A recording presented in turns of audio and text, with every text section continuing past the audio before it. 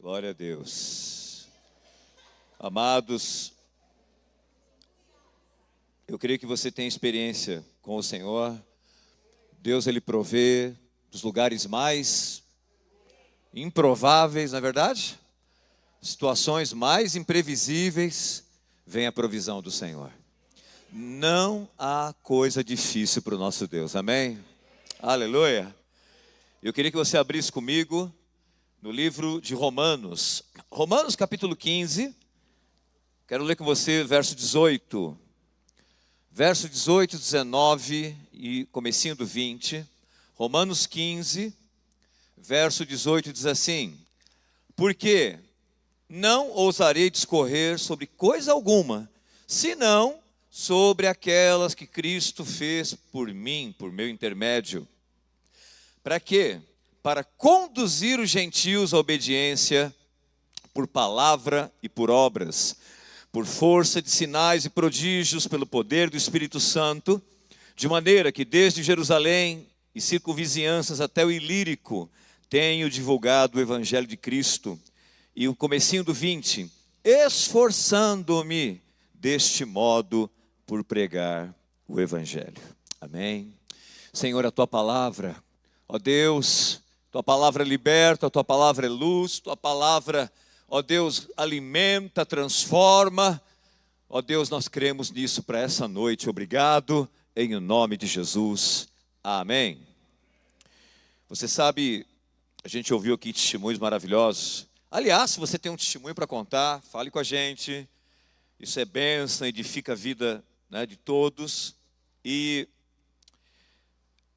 eu estava lendo o testemunho, isso já aconteceu há muitos anos, 1972. O testemunho de uma mulher, ela por 13 anos, ela ficou cega.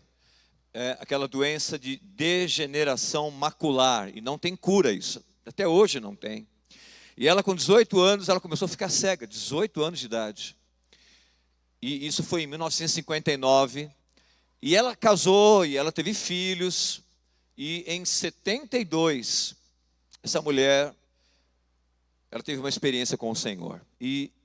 Mas eu quero que você entenda que a gente lê um texto e por que eu estou contando essa história.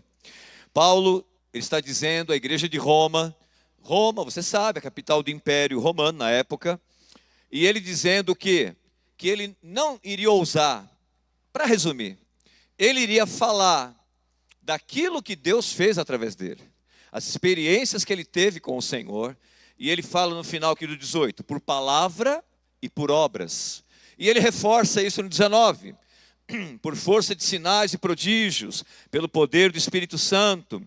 E a gente leu aqui no 18, e ele volta a falar no 19 e no 20, para quê? Para conduzir os gentios. Quem eram os gentios? É quem não era judeu. Mas também no Novo Testamento, gentio traz a ideia de alguém que não conhece o Evangelho. Então, quem não conhece o Evangelho, Paulo se esforçando através da vida dele, para Deus se manifestar através da vida dele, por obras, por palavras, por sinais, por prodígios, para, esforçando-me, no começo do 20, pregar o Evangelho. Nós estamos vivendo uma época desafiadora, e esse momento em específico no Brasil, todo mundo acompanhou, tem acompanhado, o socialismo, marxismo voltando ao poder no Brasil. E nos Estados Unidos, na época desse testemunho aqui, desses fatos, os Estados Unidos, gente, eu sei que alguns conhecem a história, década de 60 principalmente, foi assim uma reviravolta nos Estados Unidos. Foi a liberação sexual, foi assim a liberação das drogas, foi uma convulsão social. O Vietnã estava rolando nos Estados Unidos e todo um protesto contra a guerra do Vietnã. Foi a época, a década da revolução cultural, a revolução de comportamento, revolução social. E as ideias socialistas, da mesma maneira, entraram nos Estados Unidos naquela época, na verdade no mundo, especialmente Estados Unidos e Europa. E o ano de 68 no Brasil foi muito importante, foi no meio do regime militar, e o AI-5, porque o regime militar apareceu para justamente não permitir que se estabelecesse uma ditadura comunista no Brasil. E aí, isso rolando na Europa, a Primavera de Praga, ali, aquela cidade que tentou se libertar justamente do comunismo, e foi assim, o pessoal sofreu uma violência da União Soviética, naquele levante contra o comunismo, a liberdade de expressão, que o comunismo leva embora tudo isso. Liberdade econômica, liberdade individual, liberdade de expressão, é uma tirania, ditadura, socialismo, comunismo. E nos Estados Unidos não estava sendo diferente. E lei do aborto, no começo da década de 70, para você entender o contexto. Os Estados Unidos que vieram de uma década de 50, os anos dourados, uma cultura, uma sociedade predominantemente cristã, evangélica, a família protegida, os costumes, bastou uma década, bastaram poucos anos, e uma mudança assim, um vulcão apareceu nos Estados Unidos, e foi a época dos hippies, a época que a gente vê em filmes, enfim. E em meio a tudo isso, o que aconteceu, e é uma mensagem para a igreja, como igreja, além de uma mensagem de fé, porque você já tem ouvido aqui falar sobre fé, uma mensagem para o teu individual, sim, mas é uma mensagem também para uma igreja que precisa dar uma resposta para a sua geração. Era assim, estava assim na época dos Estados Unidos, e essa mulher se casou, entrou na década de 60, e no final da década de 60, alguns anos também, poucos anos, foram suficientes para quê? Para que aquela geração que caiu de cabeça nas drogas, no sexo livre, na desconstrução da família, na desconstrução da sociedade, de valores que eram muito, muito arraigados nos Estados Unidos, uma geração se cansou do pecado. E eu quero deixar essa palavra, eu quero que você enxergue, você bote esses óculos espirituais para enxergar esse tempo que entristeceu muitos, que nos indignou com tanta coisa. Você coloque óculos espirituais e você enxergue um tempo de oportunidade para a igreja. Porque, como eu disse, já no final, nem perto do final, na segunda metade da década de 60, 67, ano de 68, começou um movimento entre os hippies, e especialmente drogados, o pessoal que vivia à margem da sociedade, naquela ideia de quase de anarquia, de romper com todos os valores que os Estados Unidos viviam poucos anos antes. O pessoal cansou do pecado. O que começou um evangelismo, assim, de forma desarticulada. Pessoas que foram sendo convertidas aqui e ali, um trabalho de formiguinha, se levantaram. Se levantaram, por exemplo, em cafés. Café. Na costa oeste, lá na Califórnia, São Francisco, Los Angeles, especialmente o início foi em São Francisco. Pequenos grupos evangelizando hippies, esse pessoal que vivia daquela maneira. E Deus enviou um avivamento. E enviou um avivamento, primeiro, mais uma vez, porque o pecado cansa. A ideia de que liberdade é você ser livre de tudo, livre de amarra, livre de compromisso. Na verdade, o tempo é muito curto, liberdade não é isso. Liberdade não é ser livre de algo. É você ser livre para você ser algo. Alguém que Deus destinou você. E o pessoal, naquele desespero de um vazio existencial, por quê? A ideia de liberdade, que é enganosa desse jeito, o que ela fala? Ela fala, não, sou livre para fazer o que eu quero. Logo de cara, uma frase dessa já é atraente. Fala, livre para fazer, sem qualquer freio, sem qualquer compromisso, nada. E o que acontece é que prazer sem virtude, prazer sem propósito não preenche a vida de ninguém. Na verdade, vai aumentando o buraco na vida da pessoa. E é isso que também, justamente, onde abundou o pecado, superabundou a graça de Deus. Está na Bíblia. E aí o pessoal começou a se converter. e virou o que ficou conhecido na história recente da igreja, o Jesus Movement, o movimento de Jesus, gente de Jesus, né? Jesus People. E foi um movimento que, assim, em poucos meses, milhares e milhares de jovens, cabeludos, barbudos, e problema nenhum com isso, né? Eu falo cabeludo aqui, não tenho recalque nenhum, tá vendo? Pessoal cabeludo, barbudo, vieram do rock, vieram, né, daquela vida psicodélica, aquela coisa toda. O pessoal começou a se converter e se converter de verdade. Foi um avivamento, porque houve um profundo arrependimento. Uma transformação na vida daqueles homens e mulheres jovens, em grande maioria. Você tem fotos. A equivalente à revista Veja no Brasil, talvez a mais importante, a revista Time na época, várias e várias reportagens falando, foi um fenômeno. A imprensa falava, aquele bando de jovens, tem fotos, milhares e milhares de jovens, por exemplo, uma foto ficou famosa, o pessoal numa praia da Califórnia batizando. Milhares de jovens entrando nas águas lá do Pacífico, batizando no nome de Jesus, e mais um bando de milhares assistindo, e muita gente se convertendo. Foi a época, por exemplo, que o rock entrou na igreja, onde o costume do cabelo, da barba, entraram também. Foi uma revolução social também. E em meio a tudo isso, essas convulsões, né, coisas intensas acontecendo, como nós estamos vivendo hoje.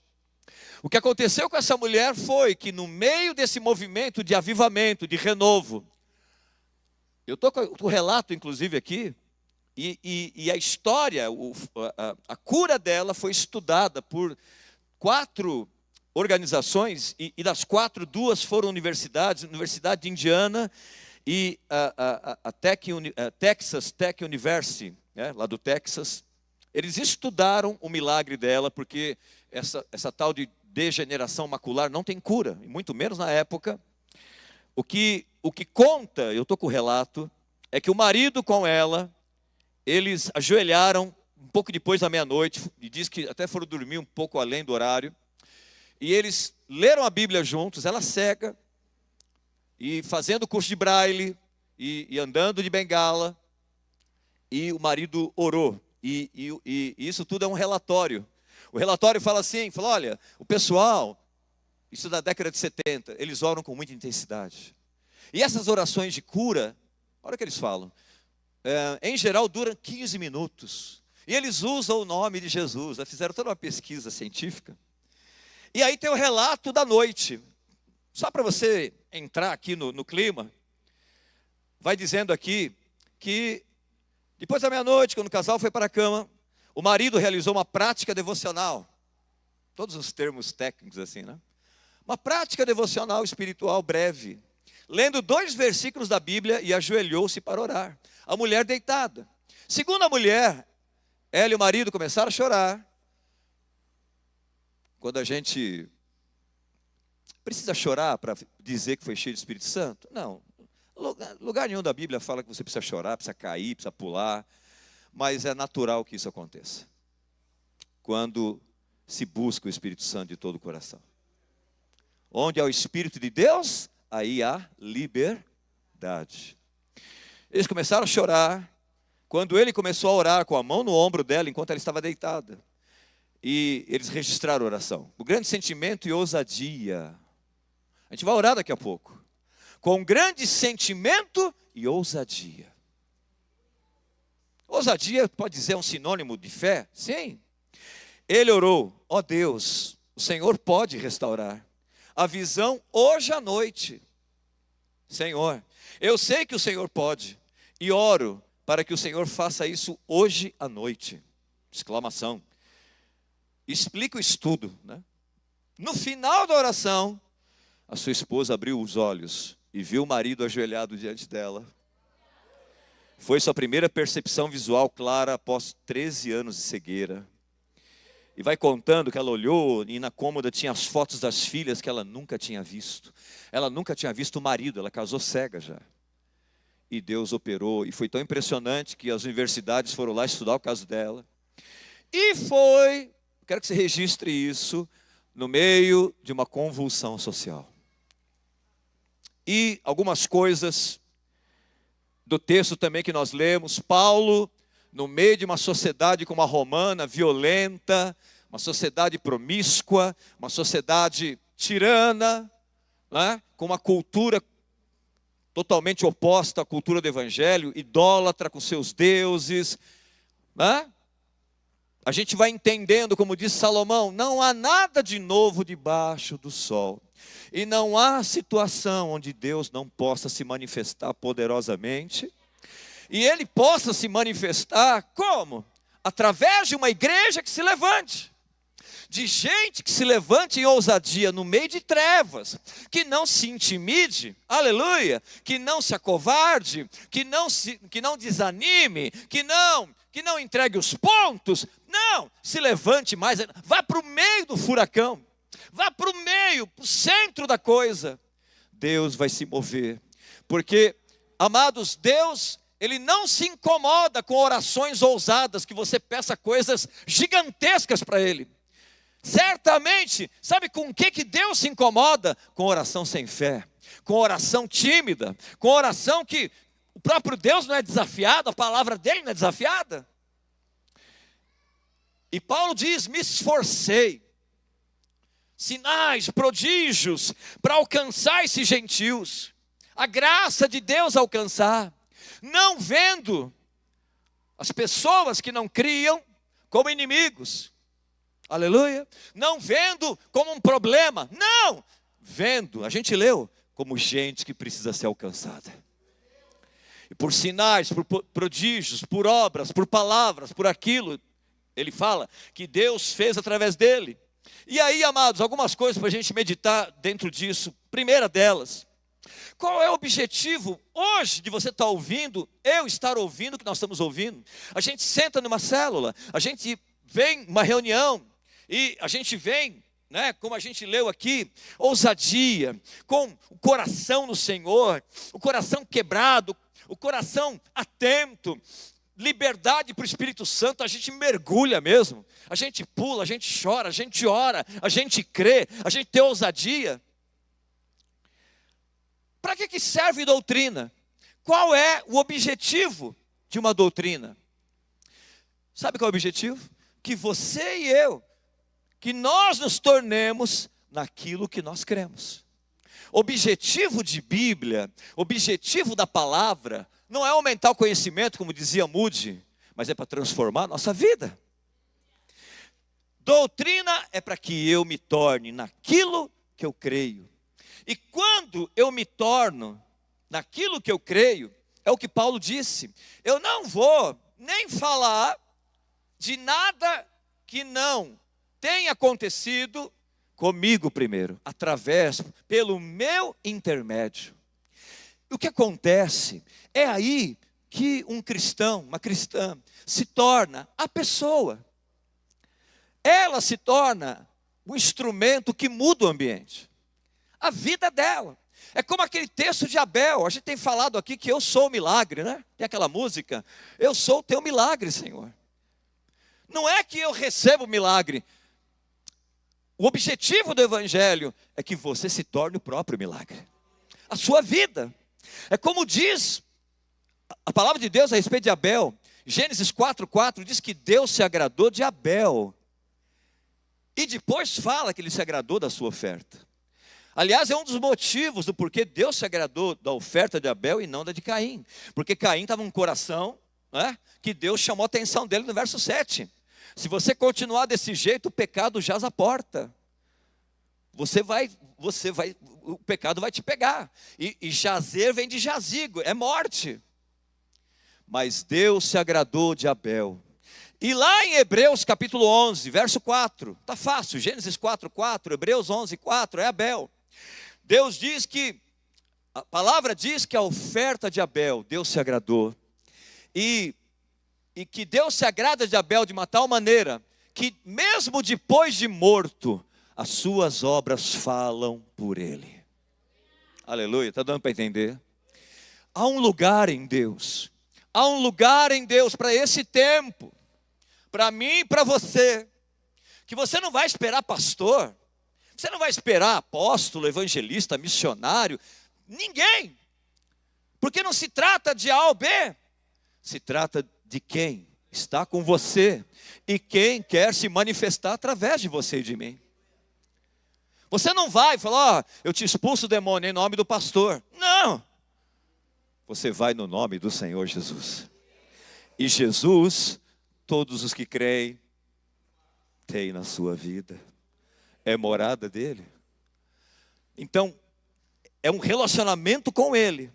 Que a sua própria vida, os teus atos, como diz então Hebreus 11:4, as tuas obras falam por você.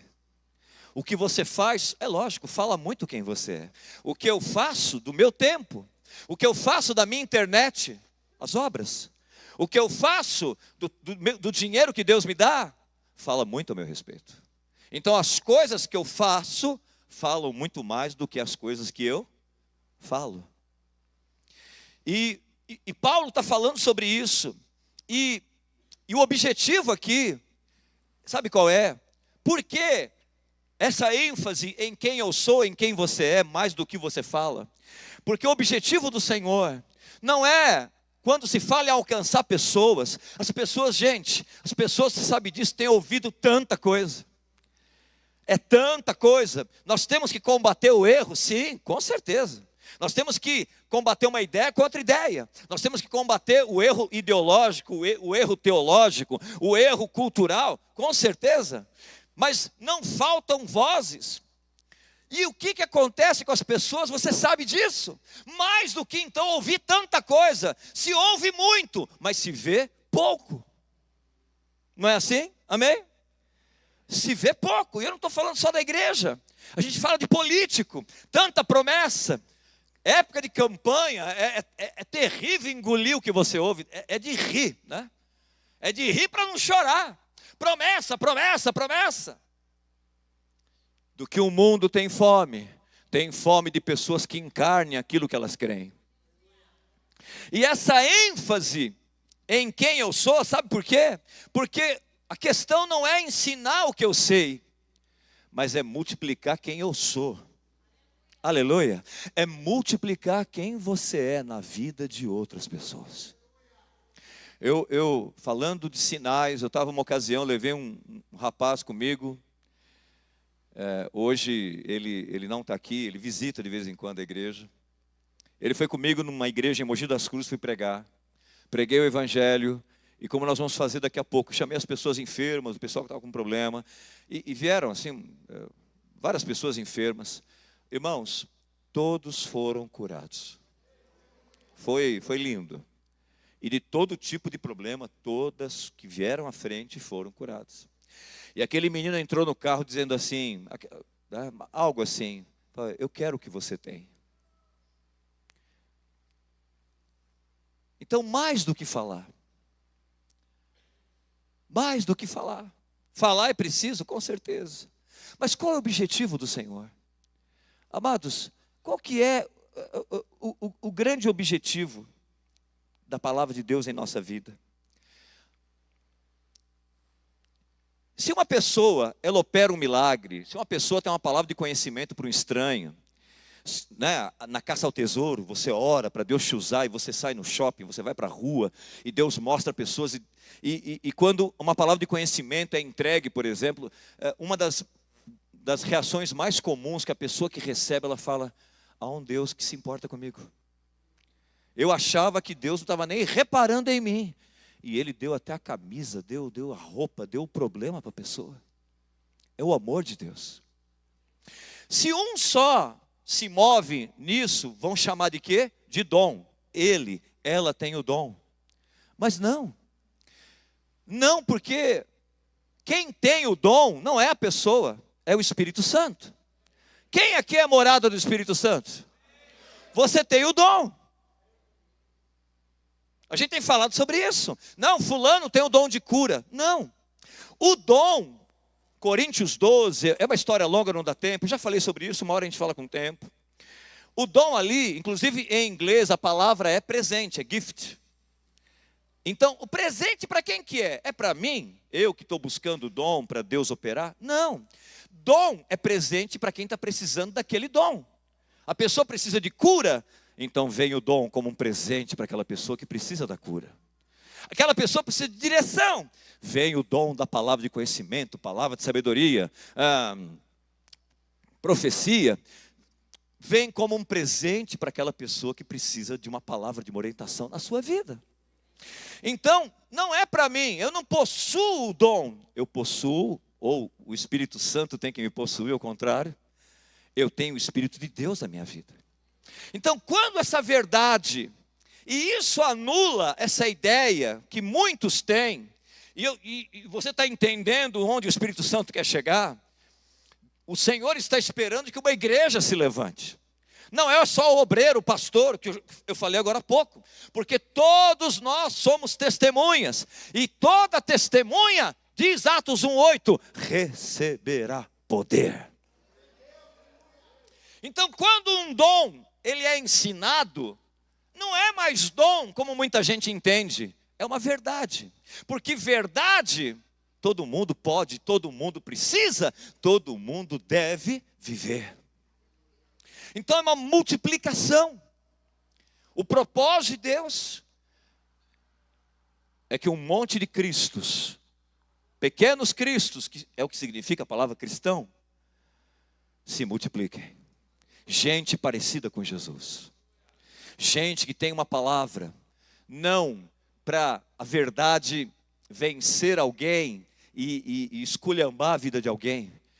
Não, mas a gente sabe, o objetivo da palavra é para a verdade, a palavra da verdade, libertar uma pessoa. E você vai entender um pouco mais sobre isso daqui a pouco. Então o propósito de Deus é que a gente se levante, que a gente se multiplique e que a gente persevere. Eu faz um tempo também, eu tenho acompanhado um pastor, um americano chamado Curry Blake. E eu já disse que esse Curry Blake é quem treinou o Anthony Tijerina, que foi aquele que parou a chuva lá, alguns anos atrás, em Arthur Alvim. E Curry Blake, ele tem uma frase, para o que eu vou falar, a terceira coisa aqui. Ele fala assim, a respeito de sinais, prodígios, de Deus usar a vida dele. E só reforçando, que Deus usar a vida de alguém, isso não se resume a sinais e prodígios. Mas é algo que Deus também pode e quer usar a sua vida e a minha. Porque o sinal, para que serve um sinal? O sinal sinaliza para alguém, para algum lugar.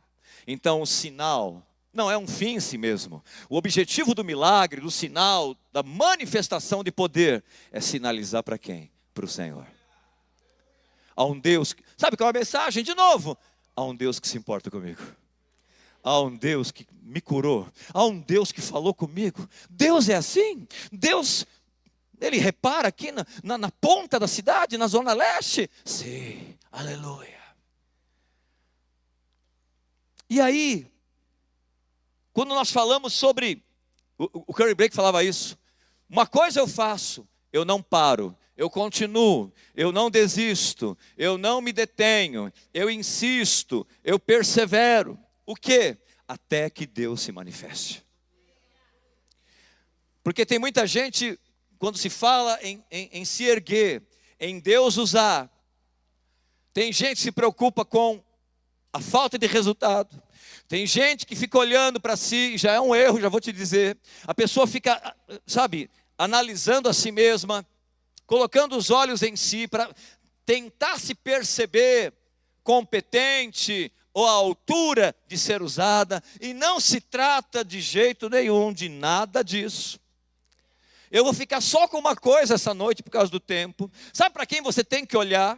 O que diz o texto? Que Paulo se esforçava, que Paulo estava ali naquele empenho, de um lado para o outro do império, por causa das pessoas.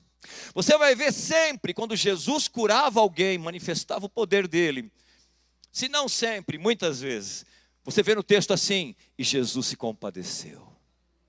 Você não repara em você, você não vai ficar reparando, tentando medir o tamanho da sua fé, não existe isso. O seu olhar para Deus se mover através de você, não é olhar para si, é olhar para a necessidade da pessoa. É você sentir a dor da pessoa. É você se colocar, né, no lugar da pessoa e conseguir enxergar a escuridão, a ignorância. E você, nesses tempos de debate, de polarização, você não ficar com raiva. né, nós não ficarmos, sabe, naquela, como é que foi a palavra? Né, não ficarmos com raiva e sermos inofendíveis. No debate na internet, e a igreja vai sair para a rua mais ainda. Você vai ouvir sobre isso domingo, aleluia, glória a Deus. Eu achei que a igreja falava aleluia. Ó, de novo, hein? A igreja vai sair muito mais para a rua agora. E só para ficar fiel, né? Você vai ouvir sobre isso domingo, tá bom? E a partir de domingo, quando nós falamos de perseverança, de nos levantarmos, e Curry Blake fala sobre isso, né? O segredo dele, eu não paro, eu insisto, eu oro uma vez, eu oro duas vezes, eu sinto a necessidade. Ele tem uma frase que ele fala assim, isso não pode estar acontecendo, isso é ilegal, isso não deveria estar acontecendo com a pessoa. E se compadece de uma tal maneira que fala, não, eu preciso fazer algo a respeito. Eu não posso mostrar só uma simpatia, eu não posso só ficar triste, eu preciso fazer algo a respeito. Deus deu poder? Sim. O evangelho é para isso? Sim. É com cada um de nós aqui, você na internet? Sim. Eu quero que você diga comigo, sim. É comigo. Fala para alguém do lado aí, é com você. Fala para uns dois, vai, aproveita.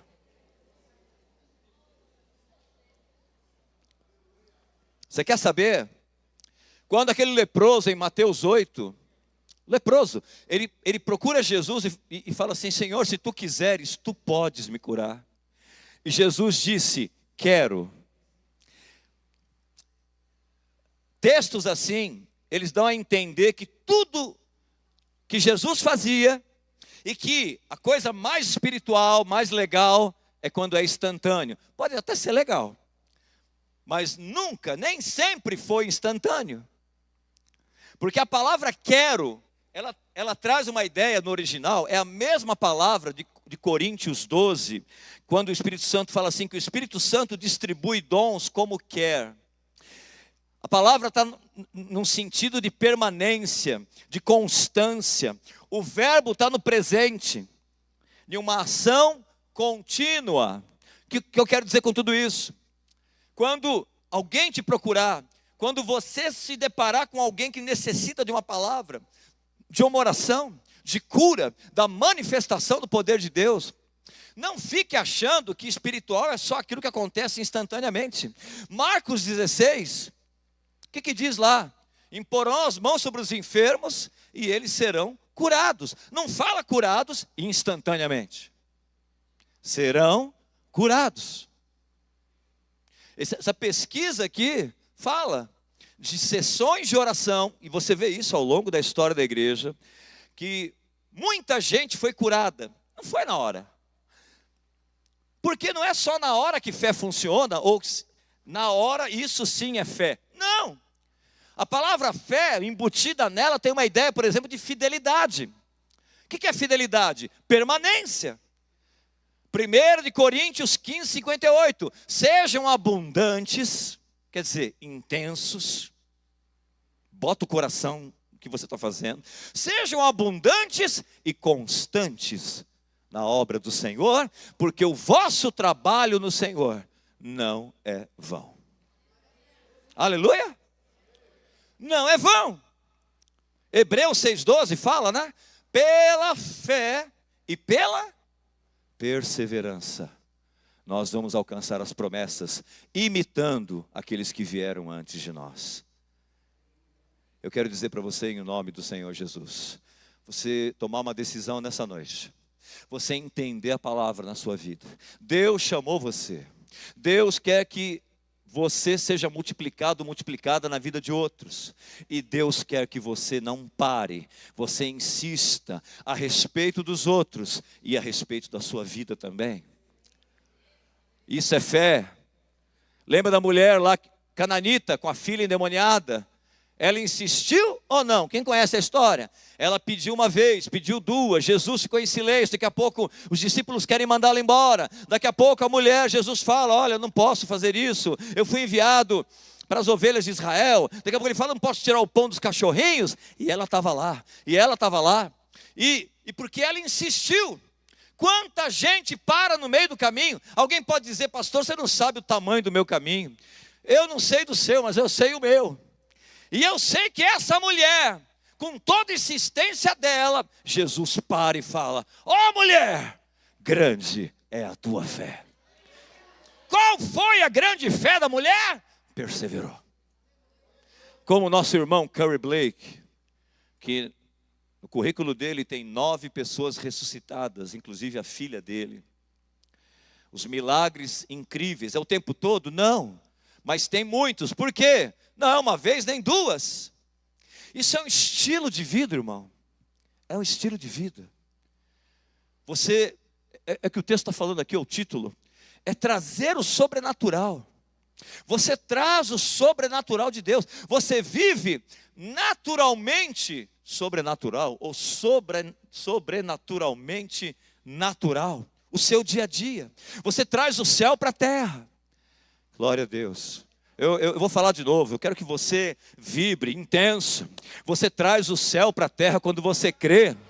Basta você não parar. Basta não parar. Basta não parar. Como você está aqui hoje, veio para a casa do Senhor, talvez com dor, talvez de novo, e mais uma vez, ainda com a situação assim, a situação assado. E quando não se para, como Hebreus 7 diz, que o Senhor não tem prazer naqueles que recuam. Não tenho prazer em quem recua, mas quem persevera até o fim será salvo. Mateus capítulo 24. E você sabe que a palavra salvo ali não fala só de eternidade. Salvo no original é a mesma palavra no grego para curado, para liberto, para transformado. Estou quase terminando. E a gente vai entendendo, porque em 1 Coríntios capítulo 5, você vê Paulo falando de um ministério da reconciliação. A gente está lendo aqui o desejo dele, das pessoas serem libertas, o pessoal da geração dele, e ele deixar um legado, formando discípulos, multiplicando pessoas iguais a ele, sejam os meus imitadores, ele fala mais de uma vez. E em 1 Coríntios 5, ele fala de um ministério que Deus nos deu, o ministério da reconciliação. E quando você ouve essa palavra, dá a ideia que está correta também, de uma reconciliação com Deus. Nós que andávamos perdidos, fomos achados, nos reconciliamos com o Criador. Mas o ministério da reconciliação, ele vai muito além. Para você entender, por exemplo, a cura no corpo de uma pessoa, a cura no meu corpo, o que acontece? Cura é o meu corpo dizendo aquilo que a Bíblia diz. A minha casa alcançada, a minha vida liberta, o meu amigo liberto do vício. Essa libertação é a vida da pessoa dizendo aquilo que a Bíblia diz. Reconciliação. A criação, está dando para entender? A criação. Aquilo que Deus projetou, sendo reconciliado com o propósito dele. Através de quem? Através de você e de mim. Deus te deu, Deus nos deu o ministério da reconciliação. E Ele quer que isso seja multiplicado. Falando de oração, eu quero fortalecer tua fé, porque nós vamos orar daqui a pouco. Estava num culto em Bertioga, um tempo atrás. Levei também um discípulo. Novo na fé, falou, vamos comigo lá. E aí, preguei.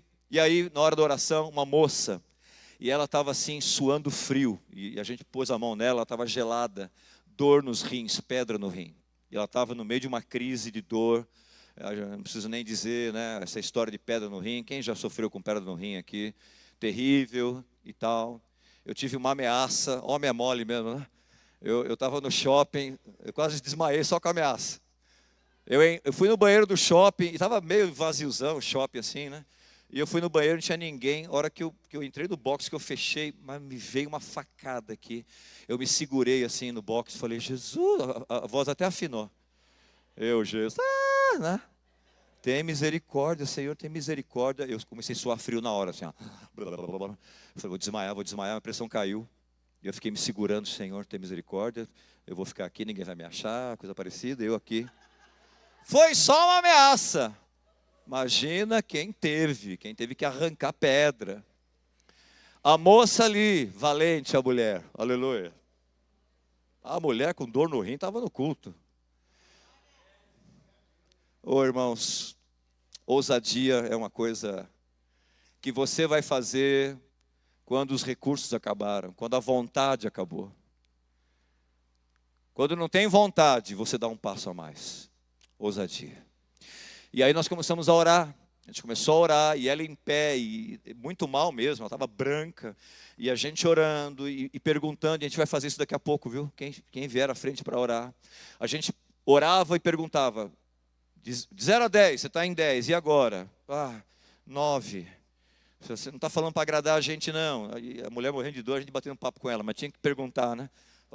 É isso mesmo, fala o que você está sentindo. Fala, não, um pouco. Aí, de novo, oramos, e ficamos ali uns 10 minutos orando por ela, e era um momento de oração. Irmãos, aleluia.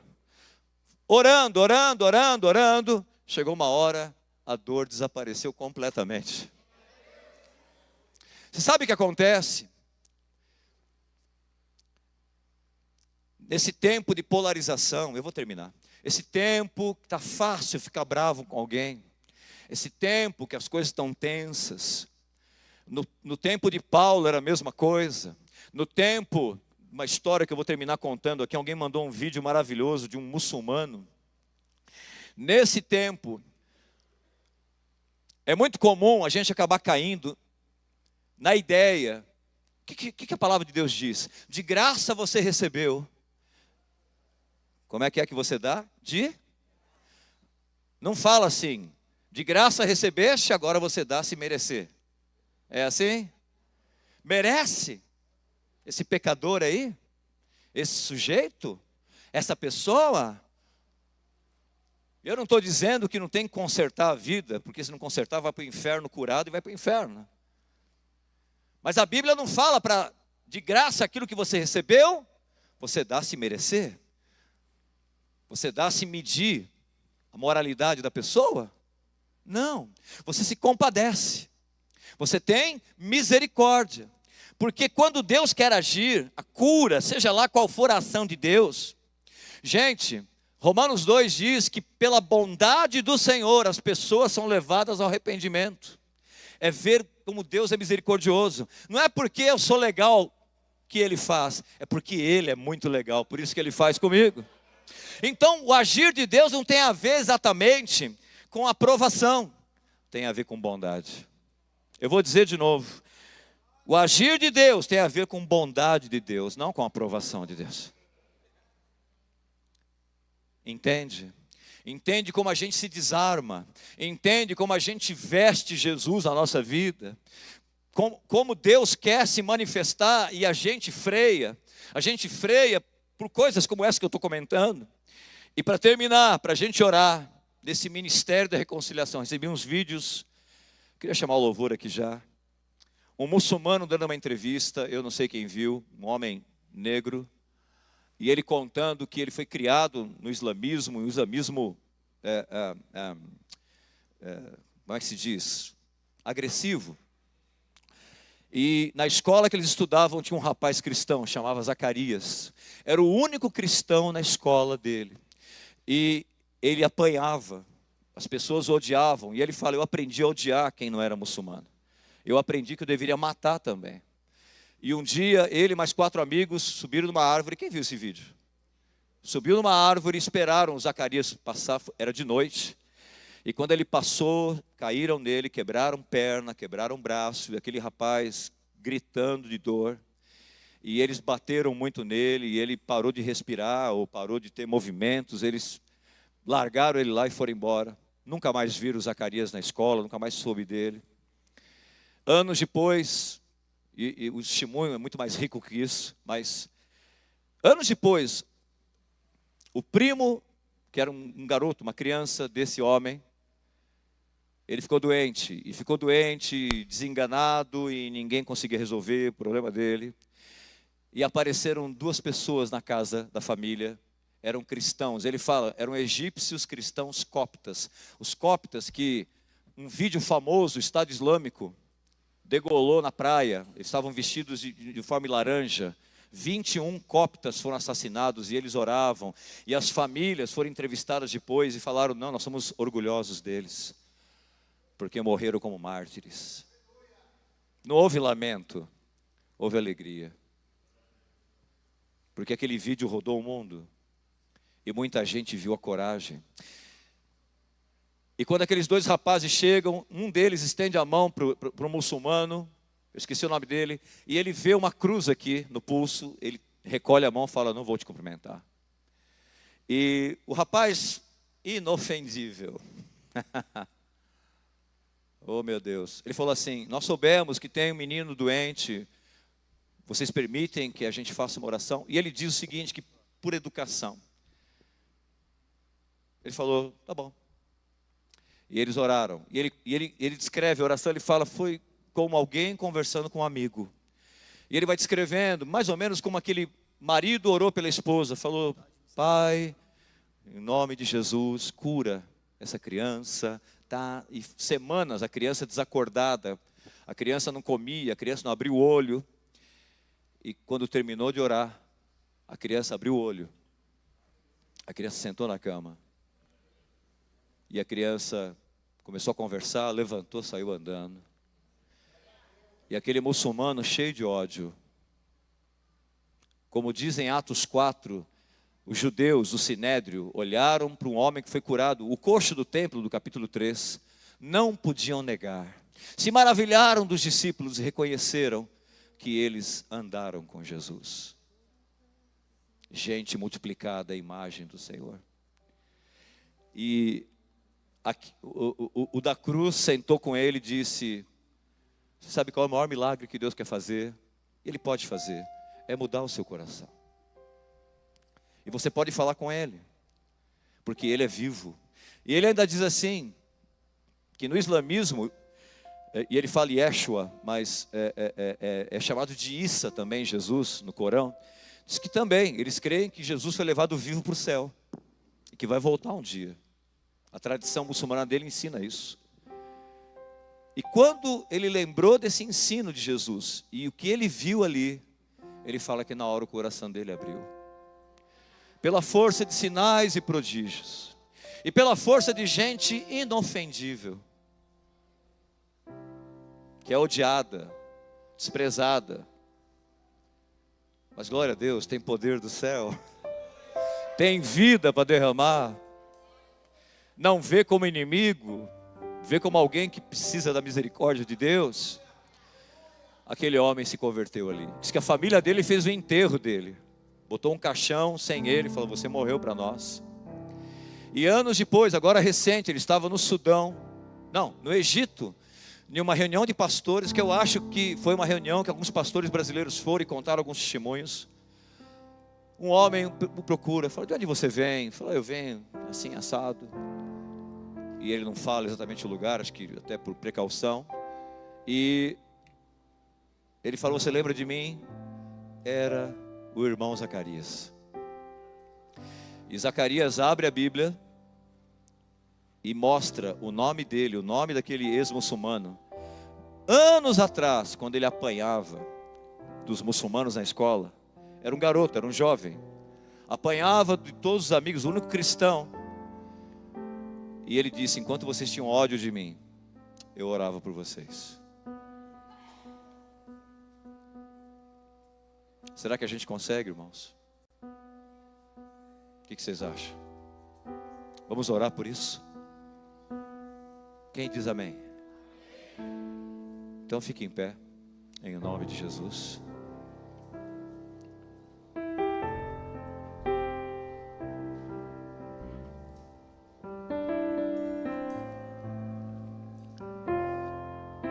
Eu queria chamar aqui à frente você que se sentiu tocado pela palavra para vir orar por algum propósito, para que o Senhor use você. Senhor, eu quero os dons. Senhor, eu quero ser usado. Senhor, eu quero ser curado de mágoa, de ressentimento. Senhor, eu quero ter compaixão, eu quero aprender mais, me colocar no lugar de alguém. Eu quero mudar meu coração, a mentalidade que eu tenho. Eu quero, Deus da glória, ser uma multiplicação do Senhor Jesus. E você também está no meio da luta, no meio da batalha, e precisa de oração, e crê no poder de Deus. E eu espero que a tua fé no poder de Deus, no nome de Jesus, tenha sido renovada nessa noite. Eu quero te convidar, sai do seu lugar. Nós vamos orar aqui na frente, em nome de Jesus. Vamos cantar um cântico. Sai do lugar e venha, em nome de Jesus. E eu quero convidar também alguém que quer entregar sua vida a Jesus nessa noite. Alguém hoje quer se reconciliar, vem à frente também. Nós estaremos orando. Sai do seu lugar. Vem receber pela fé cura. Venha receber da parte do Senhor renovo, os dons do Espírito. Quem não fala em línguas aqui ainda? Não fala em línguas ainda? Vem aqui à frente, eu quero te chamar. Venha, em nome de Jesus. Eu fui à frente num culto, num acampamento em Porto Alegre. Eu tinha 16 anos de idade, estava buscando o revestimento de poder. E vindo à frente, alguém pôs a mão sobre mim. E eu fui batizado no Espírito Santo naquela noite. E eu vinha buscando muito. E como eu já falei do nosso pastor, Curry Blake, não paro, não vou parar, não vou desistir, vou persistir, vou lutar, vou continuar, vou ser constante, permanente no propósito de Deus na minha vida. Venha, queria pedir os pastores, líderes de célula, ministros, obreiros dessa casa, corre para cá, nós vamos orar no nome de Jesus.